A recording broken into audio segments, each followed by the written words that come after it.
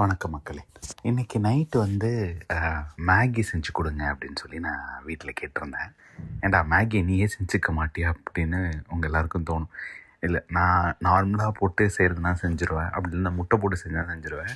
ஆனால் இந்த வெஜிடபிள் போட்டு செய்ய சொன்னால் கறிக்கி விட்டுறேன். ஸோ அதனால் நான் வீட்டில் வந்துட்டு மேகி செஞ்சு கொடுங்க அப்படின்னு சொல்லி நான் கேட்டேன். அவங்க என்ன பண்ணாங்க, சரி ஓகே நீ போய் ஒர்க்கை பாரு, நான் மேகி செஞ்சுட்டு எடுத்துகிட்டு வரேன் அப்படின்னாங்க.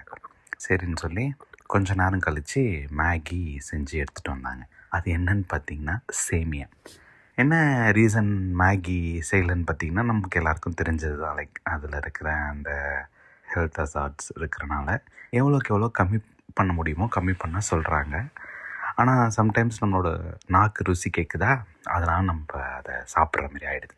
பட் இதை இருந்துட்டு நம்ம வீட்டில் அழகாக பட்டாணி, கேரட்டு, பீன்ஸ், பொட்டேட்டோ போட்டு ரொம்பவுமே சுவையாக பண்ணியிருந்தாங்க. அது பார்க்கவுமே மேகி மாதிரியே தான் இருந்துச்சு. நம்மளே எப்படி நினச்சிக்கலான்னு வச்சுக்கோங்களேன்.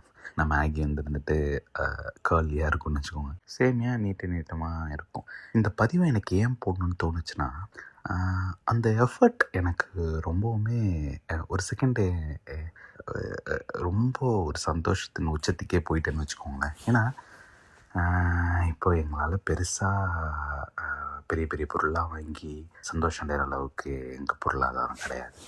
ஆனால் அவங்களோட அந்த சின்ன ஒரு கெஸ்டர் அப்படின்னு சொல்லுவோம்ல, அது இருந்துட்டு நம்மளை ரொம்பவுமே சந்தோஷமாக்கிடுது. என்னால் இந்த போஸ்ட்டை போடாமல் இருக்கவே முடியல. ஸோ நீங்களுமே உங்கள் வீட்டில் இருக்கவங்கள சின்ன சின்ன விஷயத்துக்குமே பாராட்டுங்க.